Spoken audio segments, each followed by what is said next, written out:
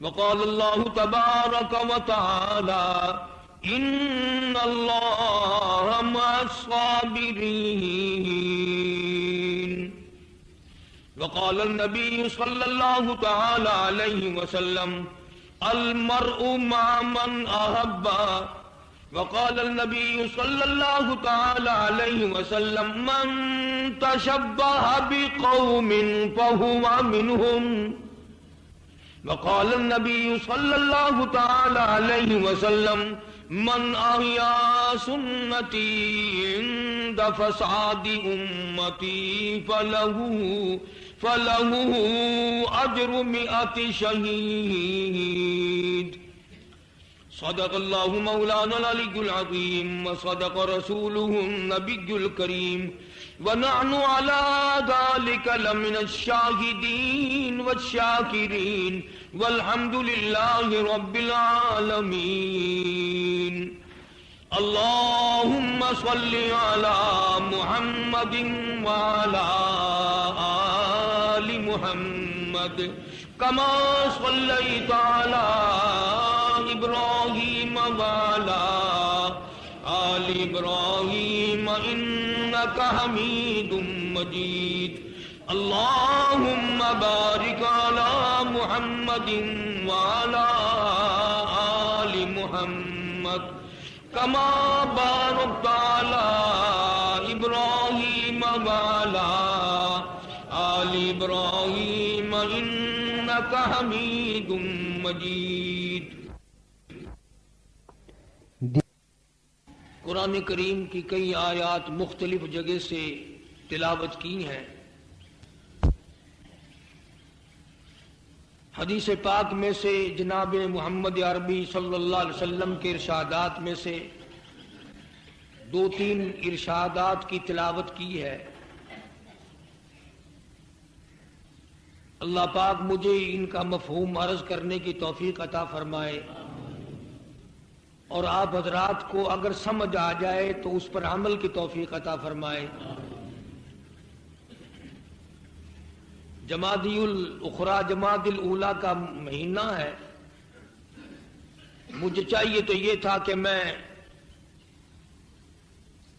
امام المسلمین خلیفۃ المسلمین خلیفہ بلا فصل جناب صدیق اکبر رضی اللہ تعالی عنہ کے حالات زندگی عرض کروں. انشاءاللہ میں اور آپ سلامت رہے تو آئندہ جمعے سے شروع کریں گے. اللہ پاک ہمیں صحابہ کرام کے نقش قدم پہ چلنے کی توفیق عطا فرمائے. اس ہفتے میں 2 دن ایسے گزرے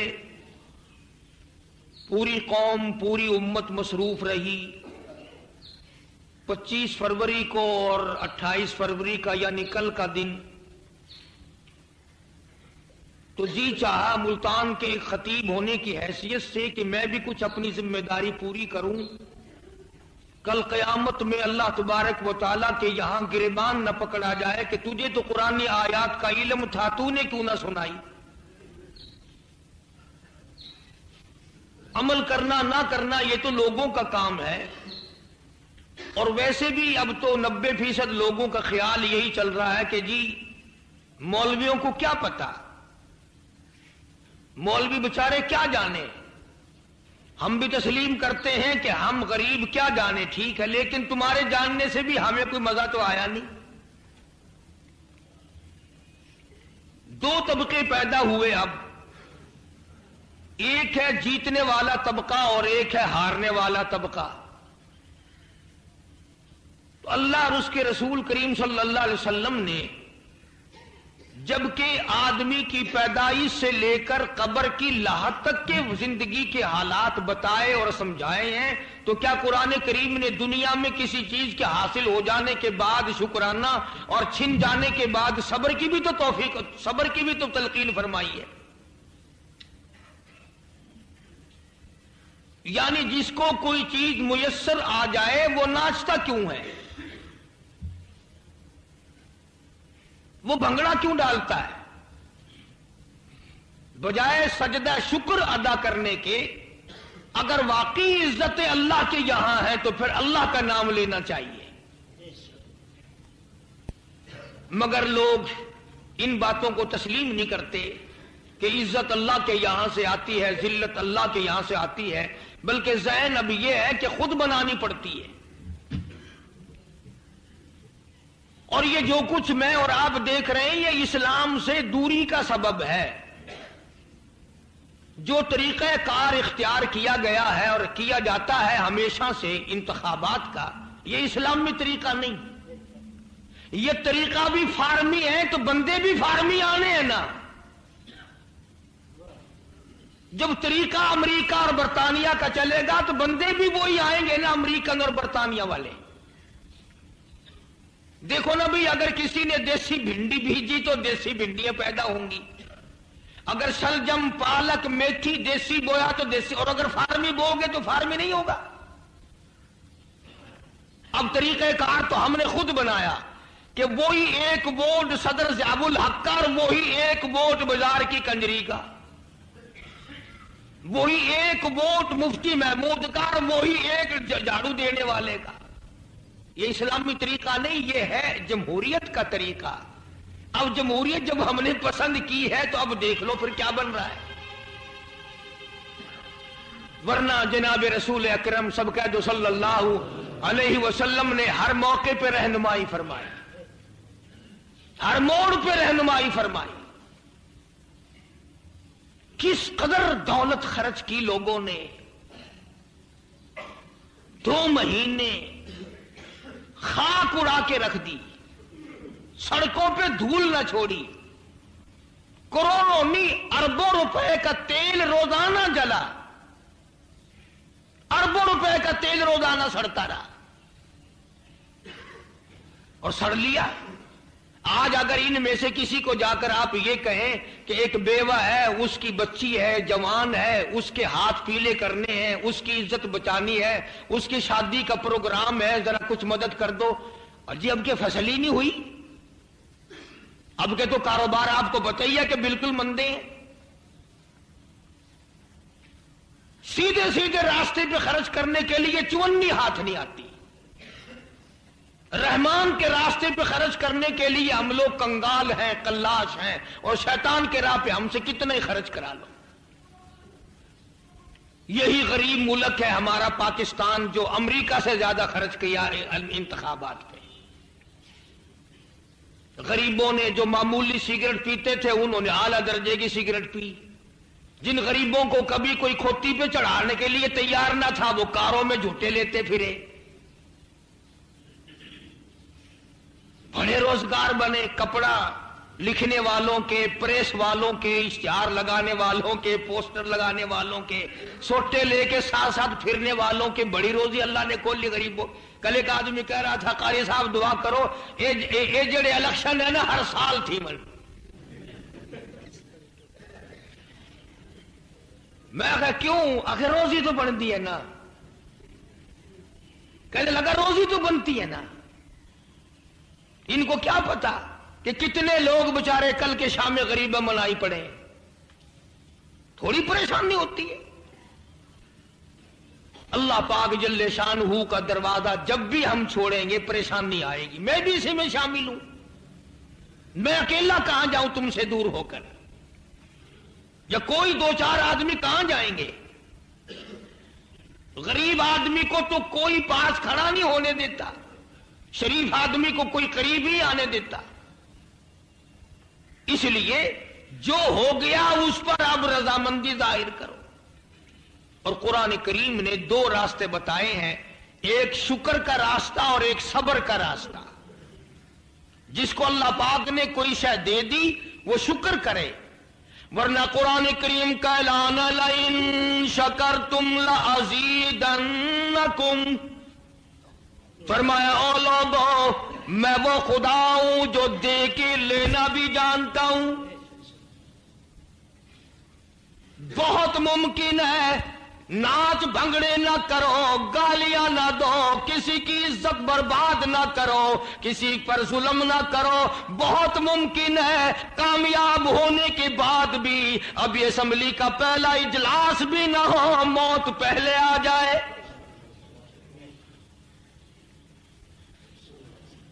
فرمایا لئن شکرتم لازیدنکم، اگر میرا شکر ادا کرو گے تو میں زیادتی کروں گا، اس میں اضافہ کروں گا، اس میں بڑھاوا کرتا چلا جاؤں گا۔ وَلَئِن كَفَرْتُمْ، اور اگر ناشکری کرو گے، نعمت میں نے دی نام لوگوں کا لوگے، کام میں نے کیا نام لوگوں کا لوگے، کام میں نے بنایا نام دولت کا لوگے۔ فرمایا إِنَّ عَذَابِي لَشَدِيدٌ، پھر یاد رکھو میرا عذاب بڑا سخت ہے، میں پکڑنا بھی جانتا ہوں۔ تمہاری تو یہ چند دنوں کے لیے ممبریاں بنی، چند دنوں کے لیے کامیابی آئی، تمہیں معلوم ہونا چاہیے شہنشاہ ایران 26 پشتوں کا بادشاہ، ساری عمر بادشاہت کی رنگریلیاں منائی، اتنا بڑا عظیم دولت مند بادشاہ، نسلوں سے پشت سے بادشاہ چلی آ رہی ہے۔ مالک کائنات کی قسم، ایک وقت ایسا آیا قبر کے لیے جگہ نہ ملی۔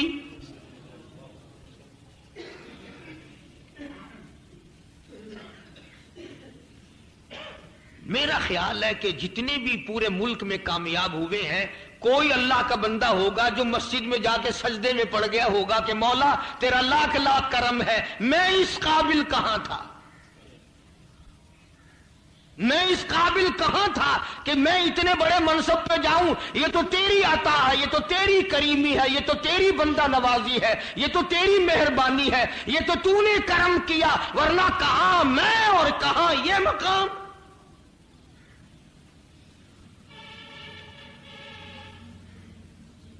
اور ساری وجہ یہ ہے کہ ہمارے دل و دماغ میں اللہ سبحانہ و تعالیٰ کی قدرت کا تصور نہیں، اللہ کی ذات پر ہمارا اعتماد نہیں، وثوق نہیں۔ اسی طرح پروردگار عالم نے دوسرے مقام پہ فرما دیا لوگوں اچھلو مت، ٹپے مت لگاؤ، چڑھاؤنا کام مت کرو، وَلِلَّهِ الْعِزَّةُ وَلِرَسُولِهِ، وَلِلَّهِ الْعِزَّةُ وَلِرَسُولِهِ، عزت اللہ سبحانہ و تعالیٰ کے لیے ہے، اس کے رسول کے لیے ہے۔ فرمایا اللہ اکبر کبیرہ، او میرے بندے بڑا میں ہوں، الکبر ردائی، بڑائی میری چادر ہے، میری چادر اتار کر کھینچنے کی کوشش نہ کرو، برباد کر دوں گا۔ بڑا میں ہوں، مالک میں ہوں، خالق میں ہوں، حاکم اعلیٰ میں ہوں، میری قبض قدرت سے باہر تم کہاں جا سکتے؟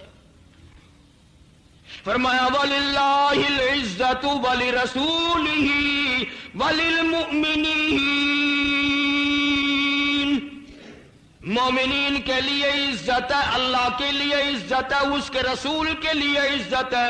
وَلَٰكِنَّ الْمُنَافِقِينَ لَا يَعْلَمُونَ، اللہ پاک نے فرما دیا منافق لوگ میری ذات کو نہیں جانتے، میری دی ہوئی عزت کو نہیں جانتے، جس کو میں عطا کر دوں روکنے ٹوکنے والا کوئی نہیں۔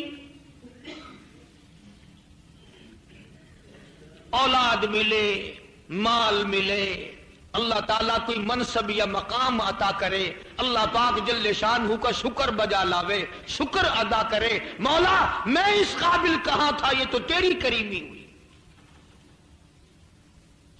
اور قرآن کریم نے اس کی بھی رہنمائی فرمائی جو رہ گیا، باوجود اپنے پاپڑ بیلنے کے، اپنی پوری کوشش کرنے کے پھر بھی رہ گیا، تو فرمایا ان اللہ مع الصابرین،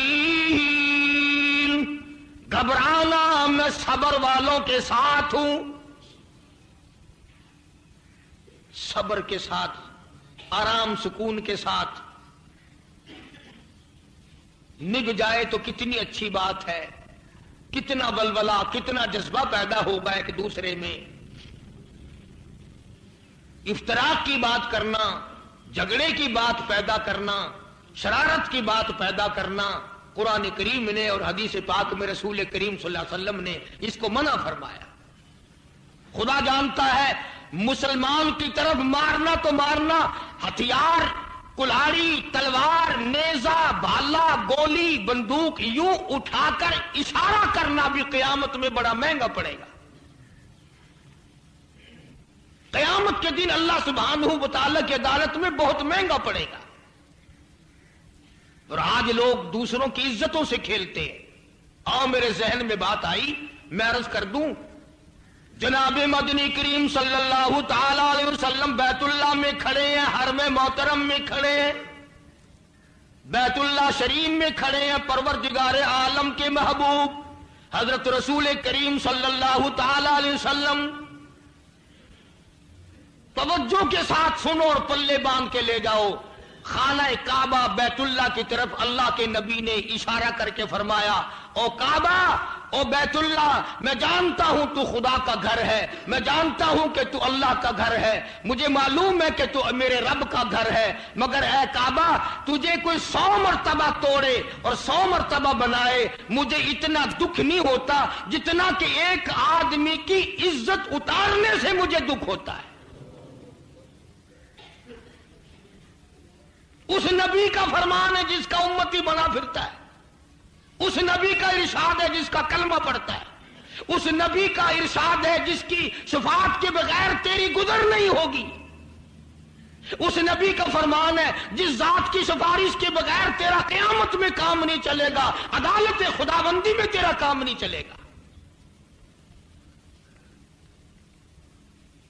فرمایا آدمی کی آبرو ریزی کرنا، بے عزتی کرنا اتنا گناہ عظیم ہے کہ میں خدا کا نبی اسے معاف کرنے کو تیار نہیں۔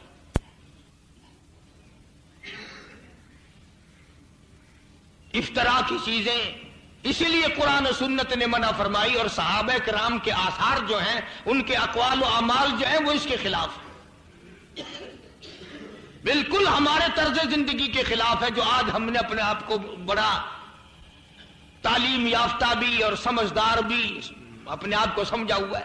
ایک تو مصیبت یہ ہوگی کہ ہر آدمی لیڈر ہے، ہر آدمی اپنے آپ کو لیڈر سمجھتا۔ بتاؤ اتنے لیڈروں کو جگہ کہاں سے لائیں؟ حضرات صحابہ کرام میں تقوی چلتا تھا، پرہیزگاری چلتی تھی۔ جناب رسول کریم صلی اللہ علیہ وسلم تشریف فرما ہے، ایک آدمی سامنے سے گزرا، صحابہ نے بھی اس کو دیکھا اور آقا مدنی صلی اللہ علیہ وسلم نے بھی اس کو دیکھا، تو آپ نے صحابہ کرام سے پوچھا، فرمایا بتاؤ یہ آدمی کیسا ہے، بتاؤ یہ آدمی کیسا ہے؟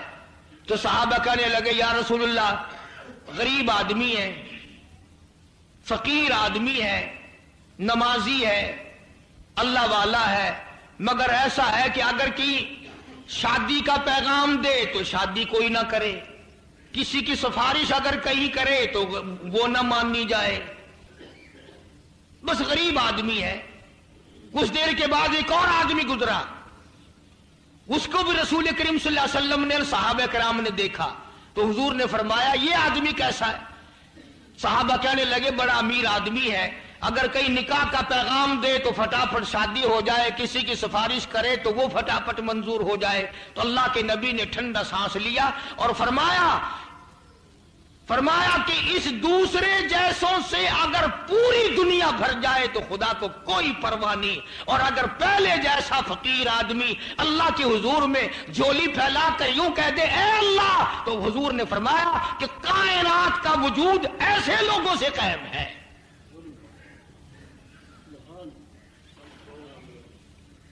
اب مزاج تو ہم سب کا بگڑا ہوا ہے نا، شادیوں کے لیے دولت مند آدمی ڈھونڈتے ہیں، کاروبار کرنے کے لیے امیر آدمی دولت مند آدمی تلاش کرتے ہیں، یاری دوستی کے لیے ہم دولت مند امیر آدمی تلاش کرتے ہیں۔ جب سارا ذہن ہی اس طرف ہے تو پھر اگلی باتیں کہاں سے آئیں گی؟ اس لیے قرآن کریم نے فرما دیا جس کو کوئی شے نہ ملے، جس کو دولت نہ ملے، مقام نہ ملے، عہدہ نہ ملے، وہ جھگڑا نہ کرے، شرارت نہ کرے۔ استعینوا بالصبر والصلاۃ، اس کو چاہیے نماز پڑھے، صبر اختیار کرے، نماز سے اس کو سکون ملے گا۔ اب میرے خیال میں جتنے ہارنے والے لوگ ہیں ایک بھی مسجد میں نہیں گیا ہوگا. اسپتال تو پہنچ گئے ہوں گے یا گھر میں لمبے پڑے ہوں گے, مسجد میں جانا بڑا مشکل. اس دن میں مسجد کون جائے؟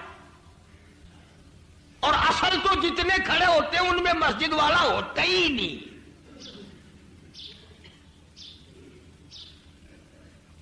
اب تم سارے کہو گے کہ اس کا یہ مطلب ہے کہ بھئی مسجد والے آگے آنے چاہیے. میرا مطلب تو یہ نہیں. جب تم خود دنیا دار لوگوں کو آگے لاتے ہو پھر روتے کیوں ہو؟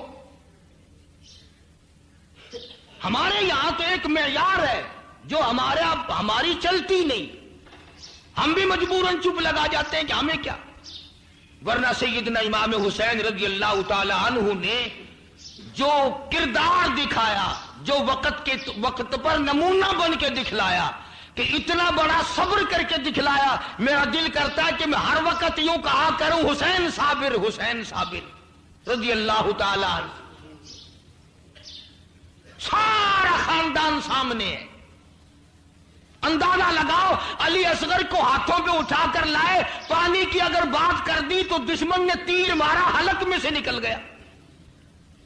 کتنا دل دکھا ہوگا سیدنا امام حسین رضی اللہ تعالیٰ عنہ کا.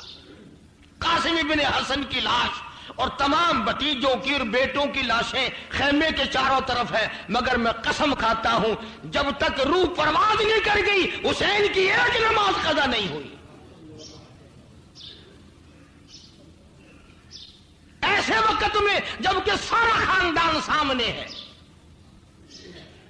اور صرف حسین کی نہیں, میں تو اس پر بھی قسم کھاتا ہوں کہ پیغمبر کی بیٹی کی بیٹیاں سیدہ زینب کی نماز قضا نہیں ہوئی, سیدہ سکینہ کی نماز قضا نہیں ہوئی, سیدہ سغرا کی نماز قضا نہیں ہوئی. اور خدا کے بندو, پیغمبر کے گھر والوں نے سارا خاندان ذبح ہوا دیکھ کر نماز قضا نہ کی, اور آج ہم لمبے پڑے ہیں نمازیں نہیں پڑھتے.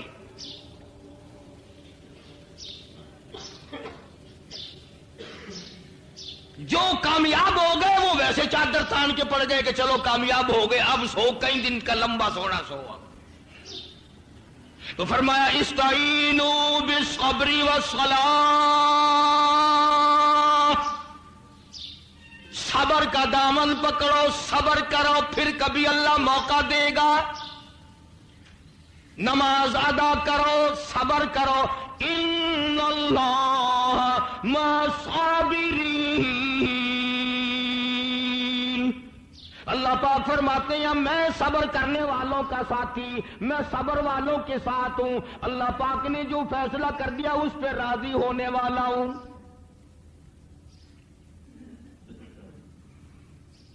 سیدنا حسین رضی اللہ تعالی عنہ نے اس وقت میں خدا کا قرآن نہ چھوڑا. علماء کرام نے لکھا ہے کہ سارا خاندان شہید ہو چکا تھا, اکیلے حسین تنہا موجود رہ گئے. اس وقت بھی زبان خدا کے قرآن کے تلاوت میں لگی ہوئی تھی. اور ہم اب بھی ناز کرتے ہیں الحمدللہ. دعا ہے اللہ کرے قرآن کی تلاوت کرتے کرتے موت آ جائے. تمہارا کام تو ایک دن قرآن کریم ختم کرا کے چل جاتا ہے, تم نیک لوگ ہو. ایک دن قرآن پڑھوائے تمہارا کام تو اسی میں چل جاتا ہے, مگر ہمارا نہیں چلتا نظر آتا. اس لیے کوشش کرتے ہیں کہ جب دم واپسی ہو ادھر دم نکلے, ادھر زبان میری ہو, کلام تیرا ہو, روح میری ہو, حکم تیرا ہو, قبر بلاوا تیرا ہو, اور آنا ذمے میرے لگا ہو. میں جب تیرے دربار میں پیش ہوں, زبان ہو تیرا قرآن ہو, میری زبان ہو تیرے محبوب پہ درود پاک ہو, میری زبان ہو کلمہ تیرا ہو. اس حالت میں آنا ہو تو مزہ آ جائے.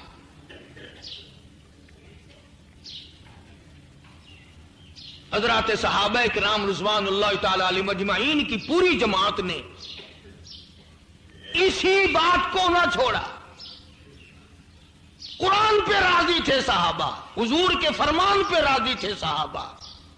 خدا کی قسم اتنی قدر کی ہے صحابہ نے حضور صلی اللہ علیہ وسلم کی کہ زمین کے اوپر آسمان کے نیچے کوئی دوسری قوم کر کے دکھا نہیں سکتی,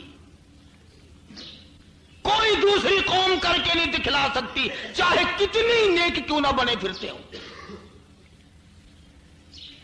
آپ صلی اللہ علیہ وسلم کو تکلیف ہوئی. اس زمانے میں بھی، اب تک پرانے زمانے میں بھی سینگیاں لگوانے کا دستور تھا، تو آپ صلی اللہ علیہ وسلم نے سینگیاں لگوائیں اور ایک برتن میں خون جمع فرمایا، ایک برتن میں لہو جمع فرما لیا، اکٹھا کر لیا جو سینگیوں میں نکلا. عبداللہ بن زبیر رضی اللہ تعالی عنہ، سیدہ اسماء بنت ابو بکر رضی اللہ تعالی عنہ کا صاحبزادہ، حضور کا سگا بانجا، حضور کی سالی کا لخت جگر، اسماء بنت ابو بکر کا نور نظر، عبداللہ بن زبیر حضور کی خدمت میں موجود ہے. آپ نے فرمایا عبداللہ جی یا رسول اللہ، یہ خون لے جا، ایسی جگہ پھینک کے آنا، ایسی جگہ ڈال کے آنا جہاں کسی کا پیر نہ پڑے. بے ادبی سے بچانا. میں امام الانبیاء محبوب کبریا حضرت محمد مصطفیٰ صلی اللہ تعالی علیہ وسلم کا لہو ہے، میں نبی کا خون ہے، اس کا ادب کرنا.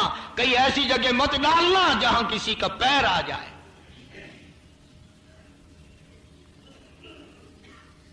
عبداللہ بن زبیر رضی اللہ تعالیٰ عنہ وہ برتن لے کر روانہ ہو گئے،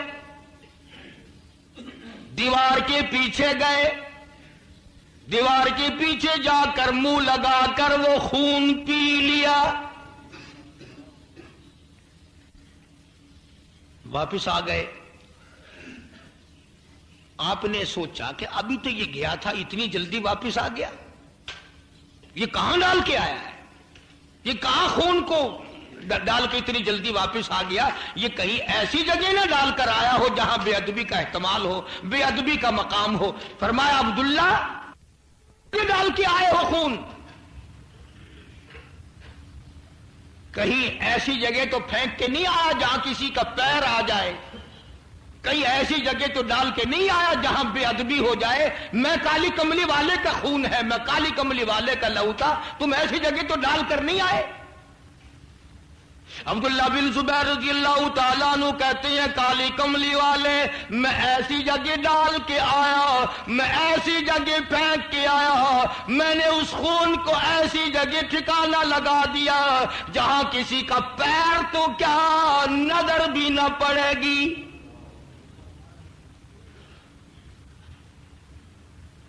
ایسی جگہ میں نے اسے ڈال دیا جہاں کسی کی نگاہ بھی نہ پڑے گی، جہاں کسی کی نظر بھی نہ پڑے گی، جہاں کسی کا ہاتھ بھی نہ لگے گا. پیر تو کیا ہاتھ نہ جائے، پیر تو کیا نگاہ نہ پڑے، پیر تو کیا نظر نہ پڑے. آپ نے فرمایا او عبداللہ مجھے سمجھا کیا کیا، کدھر کیا، میرا خون لے کے گیا تھا. عرض کر دیا کالی کملی والے میں نے تو یہ سوچا امام الانبیاء کا خون ہو زمین پہ پھینک دوں کیوں، میں نے تو منہ لگا کر پی لیا.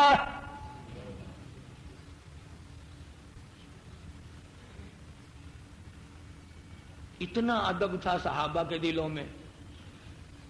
آج ہمارے یہاں قرآن کا ادب نہیں. اشتہاروں میں، اخباروں میں نصر من اللہ فتح قریب، قرآن کی آیتیں کتنی لکھی ہوئی پیروں میں رل رہی ہیں، گاڑیوں کے نیچے آ رہی ہیں، سائیکلوں کے نیچے آ رہی ہیں، گدے گھوڑوں کے پیروں میں نہیں آ رہے. کبھی کسی نے سوچا کہ اگر قرآن کی بے ادبی ہوئی تو قرآن کا مالک ناراض نہ ہوگا؟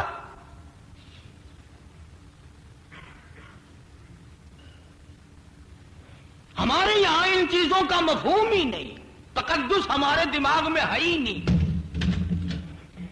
ہم کچھ اور ہی سوچ سوچ کر اپنی ساری زندگی ختم کر دیتے ہیں، جس کے لیے پالیسی کوئی نہیں، پروگرام کوئی نہیں، نصب العین کوئی نہیں. ساری زندگی یوں ہی اپنا ہماری چل جاتی ہے، ختم ہو جاتی ہے.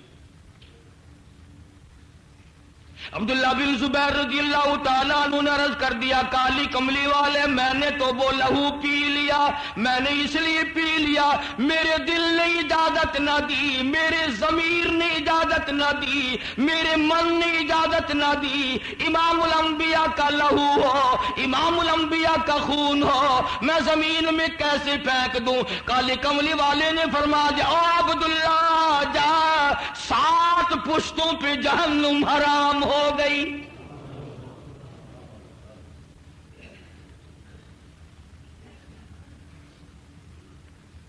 لوگوں کے یہاں تو کامیابی اسے کہا جاتا تھا۔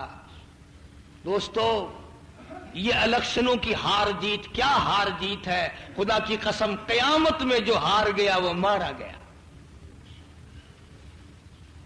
آپ صلی اللہ علیہ وسلم نے صحابہ کرام سے خطاب کرتے ہوئے فرمایا، بتاؤ غریب کون ہے؟ آپ نے پوچھا غریب کون ہے؟ صحابہ نے عرض کی، یا رسول اللہ صلی اللہ علیہ وسلم غریب وہ جس کے پلے پیسے نہیں۔ فرمایا نہیں، وہ کیا غریب ہے، اپنی گزر تو کر ہی لیتا ہے نا۔ پھر صحابہ کرام نے عرض کیا کہ آپ فرمائیں غریب کون ہے؟ فرمایا غریب وہ ہے اچھا بھلا کماتا تھا، کھاتا تھا، نیک عمل بھی کرتا تھا، لوگوں کے حق بھی کھا جاتا تھا، قیامت میں آیا اچھی بھلی نیکیاں لے کر آیا، اچھے بھلے اعمال لے کر آیا، لیکن خدا کی عدالت میں جب کھڑا ہوا تو حق مانگنے والے لوگ ساری نیکیاں لوٹ کے لے گئے۔ ارے غریب تو وہ ہے جو قیامت کے بازار میں ننگا ہو گیا۔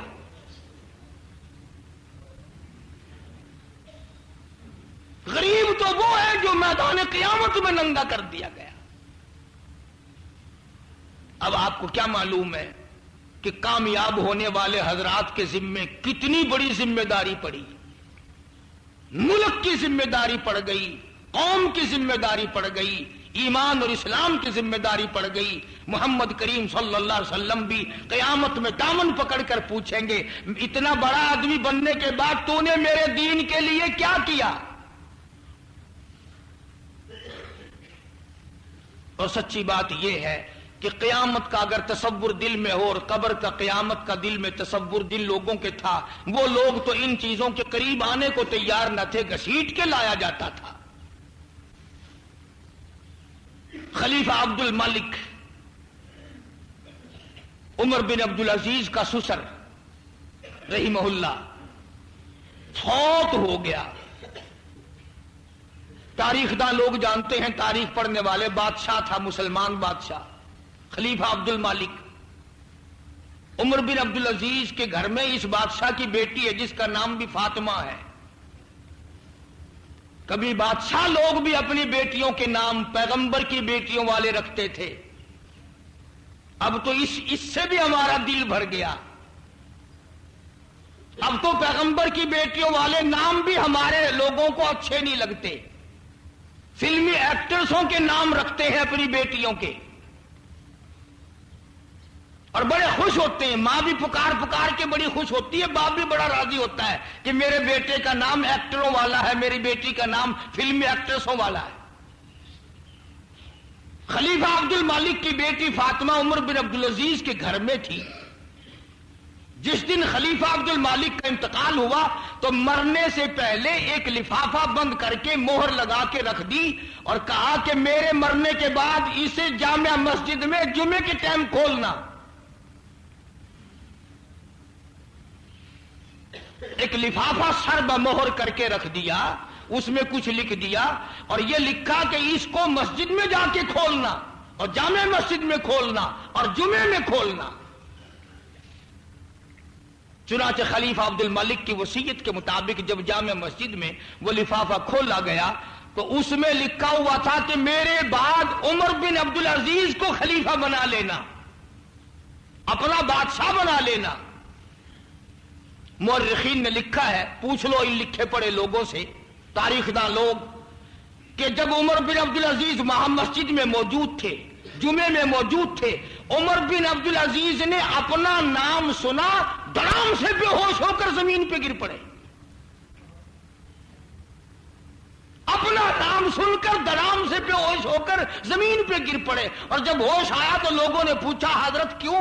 فرمایا اپنی نماز پڑھتا تھا، اپنی اللہ اللہ کرتا تھا، اپنی گھر کی ذمہ داری تھی، اب اتنے بڑے عظیم ملک کی مجھ پر ذمہ داری ڈال دی گئی، میں اگر ہیرا پھیری اور ادھر ادھر مجھ سے پورا نہ ہوا تو قیامت کے دن میں سب سے زیادہ عذاب میں آ جاؤں گا۔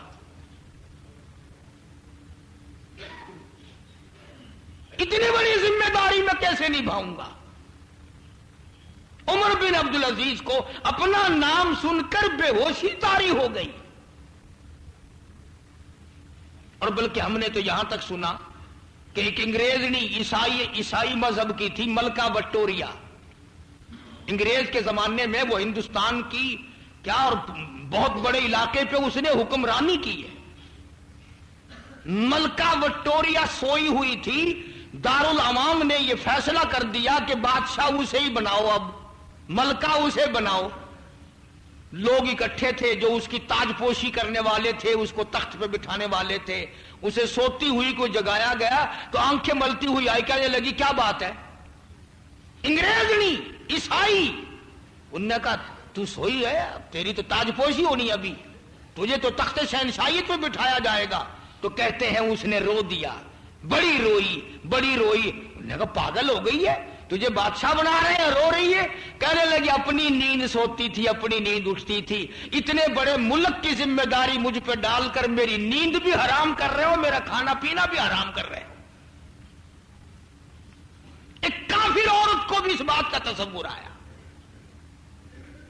اب میں آرام سے سو نہ سکوں گی، اب میں آرام سے کھا نہ سکوں گی، اب میں اپنی مرضی سے پی نہ سکوں گی، میں تو ذمہ داریوں ہی میں پڑ کے رہ گئی، تم نے میرے لیے اچھا نہیں سوچا.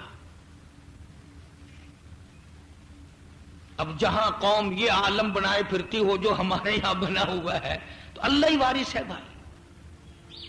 تو میرا عرض کرنے کا مقصد یہ تھا کہ عمر بن عبدالعزیز خلیفہ تو بن گئے، بادشاہ تو بن گئے، مگر اگلے ہی روز اپنی گھر والی کو پوچھ لیا، فاطمہ بنت عبد الملک کو بلا کے کہا میری گھر والی فاطمہ بتا میرے پاس رہنا چاہتی ہو یا طلاق لینا چاہتی ہو؟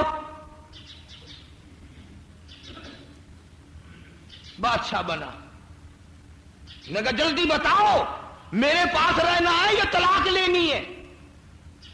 نے کہا میرا گناہ تو بتاؤ، مجھے طلاق کیوں دی جا رہی ہے؟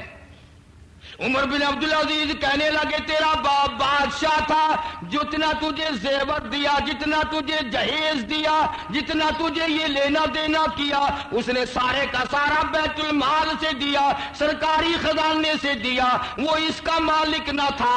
اب یاد رکھے اگر میرے پاس رہنا چاہتی ہو یہ سارے زیورات اتارو، یہ سارا لباس اتارو، یہ گھر کی ساری چیزیں اٹھا کر بیت المال میں پہنچا کے آؤ، اور اگر میرے پاس یہ تمام چیزیں نہیں دینی تو مجھ سے طلاق لے لو.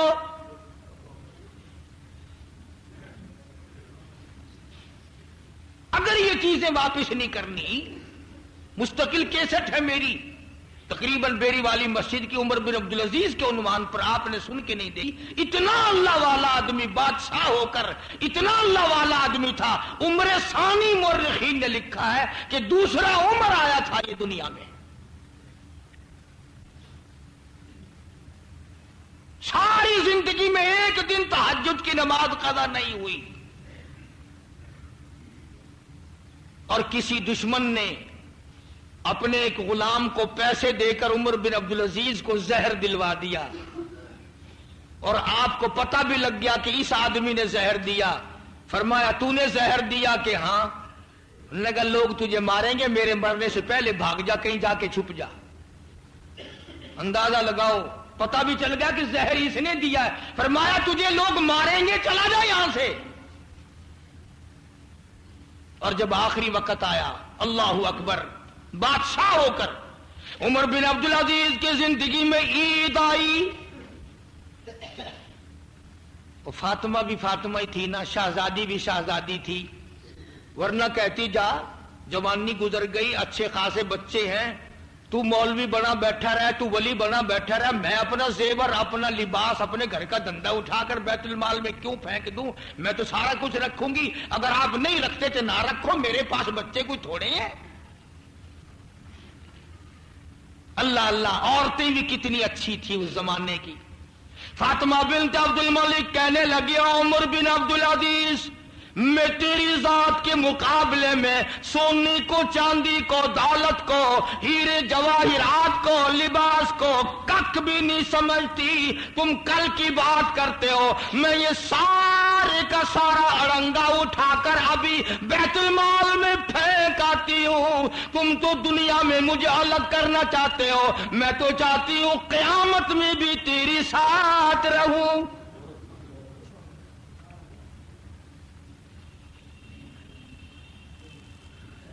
सारा अड़ंगा वापस कर दिया बैतुल माल में।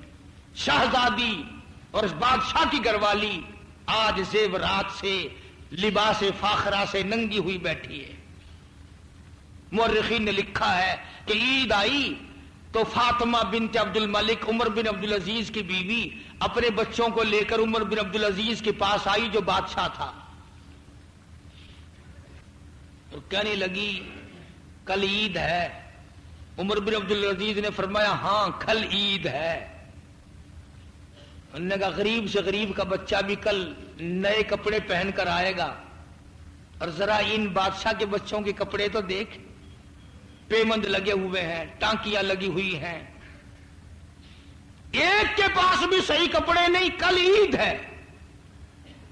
उमर बिन अब्दुल अजीज ने फरमाया अल्लाह की बंदी, मुझे जो सरकारी तौर पर एक आम आदमी जितना रोजीना मिलता है, यानी जो तनख्वाह मिलती है, मैं वो तुझे दे देता हूं, मैं कहां से लाऊं, मेरे पास क्या रखा है?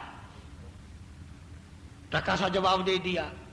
फातिमा बिनत अब्दुल मलिक उमर बिन अब्दुल अजीज की घरवाली कहने लगी एक तरकीब निकालते हैं, ईद गुजर जाएगी बच्चों की, देखो ना मैं इन बच्चों का नंग कैसे देखूं, टूटे फूटे पुराने पैमदों वाले कपड़े, बादशाह के बच्चों के कपड़े पुराने और मैले और टांकियों वाले ईद के दिन। उन लोग एक तरकीब निकालते हैं। बादशाह ने कहा, उमर बिन अब्दुल अजीज ने कहा अच्छा बता क्या तरकीब निकालती है? कहने लगी कुछ पैसे दे दो बैतुल माल से, आप थोड़े थोड़े हर महीने कटा दिया करेंगे, जिसे आजकल एडवांस नहीं कहा जाता, कारखानों में, बाजारों में, दफ्तरों में मालिकों से लोग ले लेते हैं महीने से पहले, कि हम कुछ पहले पैसे ले लेते हैं, थोड़े थोड़े करके कटा देंगे, हमारे बच्चों की ईद हो जाएगी। बात समझ में आ रही है सबकी? कोई गलत बात तो नहीं की फातिमा ने, कोई गलत बात तो नहीं की शहजादी ने और बादशाह की घरवाली ने। अल्लाहु अकबर अल्लाहु अकबर। उमर बिन अब्दुल अजीज फरमाने लगे बिल्कुल ठीक है, तेरी बात मैं मानता हूं, लेकिन एक बात बता, ये मुझे लिखकर तू दे सकती है कि जब तक ये पैसे सारे सर से नहीं उतर जाएंगे मेरी मौत नहीं आएगी? मेरे पास तेरे पास ये क्या गारंटी है कि जब तक ये पैसे पूरे नहीं हो जाएंगे मौत नहीं आएगी? गारंटी तू लिख के दे, पैसे उठाकर मैं दे देता हूं। और अगर तेरे पास गारंटी नहीं तो मैं तो ऐसा करने को तैयार नहीं कि मेरा मकरूज जनाजा दुनिया से उठे।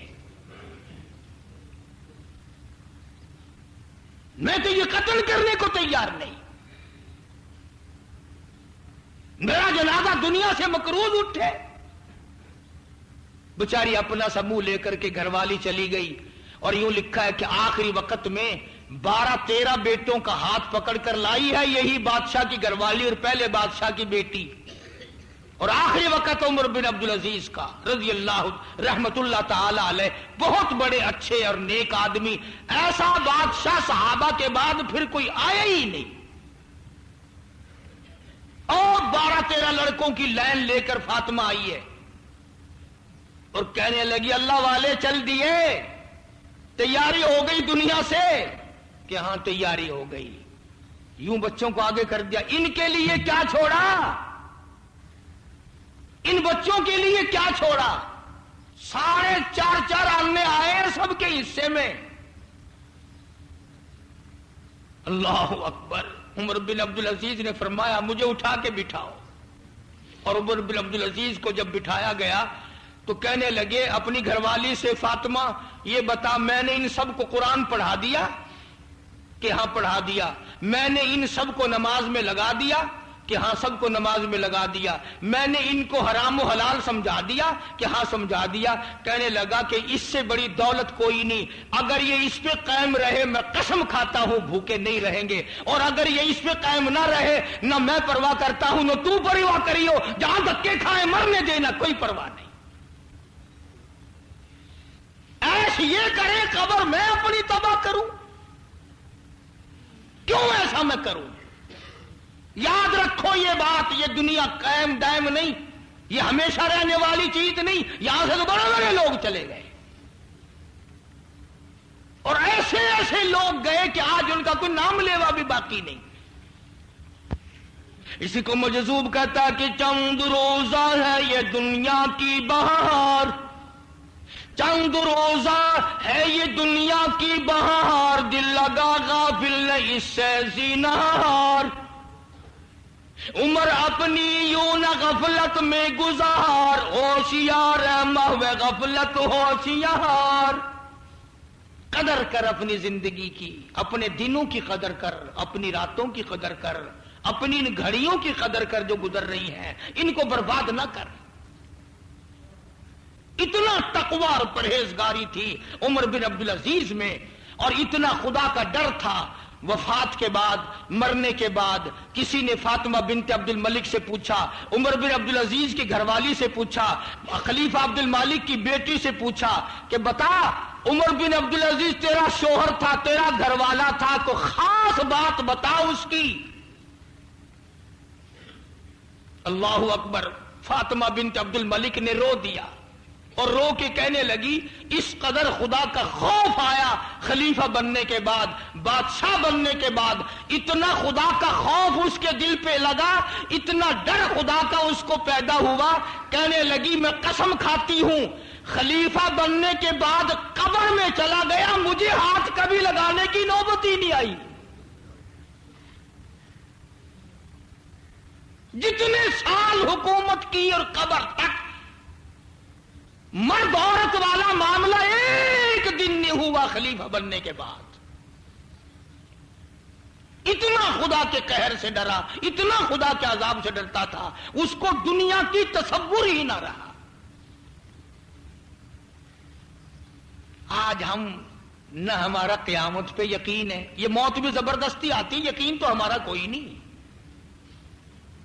ہمارا موت پہ یقین کوئی نہیں۔ کوئی سکوٹر پہ مر رہا ہے، کوئی کاروں میں مر رہا ہے، کوئی ٹرکوں میں مر رہا ہے، کوئی گھروں میں تڑپ تڑپ کے مر رہا ہے، کوئی آپریشن روم میں مر رہا ہے، کسی کی میت اسپتال سے آ رہی ہے، کسی کی میت سڑکوں سے آ رہی ہے، کسی کی میت دشمنوں کے مار دینے سے آ رہی ہے۔ ارے یقین کر یا نہ کر، وہ تو آخر آئے گی، اور اس کے لیے تیاری شرط ہے۔ ہم تیاری کرنے کے قابل نہ رہے، ہم تیاری نہیں کرتے۔ چنانچہ ارشاد فرمایا مدنی کریم صلی اللہ علیہ وسلم نے کہ اگر آدمی کے دل میں موت کی لگن ہو جائے تو نیند نہ آئے، موت کی لگن ہو جائے تو ٹکڑا نیچے نہ اترے، موت کی یاد آ جائے تو آدمی کبھی بھی دنیاوی خیال اپنے دل میں لا ہی نہیں سکتا۔ عرض کرنے کا میرا مقصد یہ تھا کہ بالآخر ملک میں دو طبقے ہیں، ایک ہارنے والا طبقہ ہے اور ایک جیتنے والا۔ ہارنے والے زیادہ ہیں، کھڑے جو ایک ایک وار میں 50-50 20-20 30-30 ہو گئے۔ اب بتاؤ سارے کامیاب کیسے ہوں؟ اس بنا پر فتنہ، فساد، جھگڑا کرنا، قومیت کے جھگڑے چھیڑنا، شرارت کرنا، یہ مسلمان کا کام نہیں، یہ دیانتدار کا کام نہیں، یہ قابل آدمی کا کام نہیں، غلط کار لوگوں کے کام ہے۔ ان لوگوں کو بھی سمجھاؤ، خود بھی سمجھو، اور اپنے آپ کو بھی بچانے کی کوشش کرو، تاکہ اس سارے ملک پر اللہ کا کرم ہو، اللہ کی رحمت ہو، اللہ کا فضل شامل حال ہو، اور اس ملک کی تقدیر بدلے، اس ملک کا نظام بدلے، اس ملک کے حالات و واقعات بدلے۔ جو حالات چل رہے ہیں نا، سنو میری بات، خدا کی قسم بڑا مشکل ہے کہ آج ہم ایمان لے کر مریں۔ حلال کا ٹکڑا نصیب نہیں، اور کھانا پینا تو درکنار، ان حالات میں ہمیں حلال کا کفن نہیں ملتا، پاک پیسوں کا کفن نہیں ملتا۔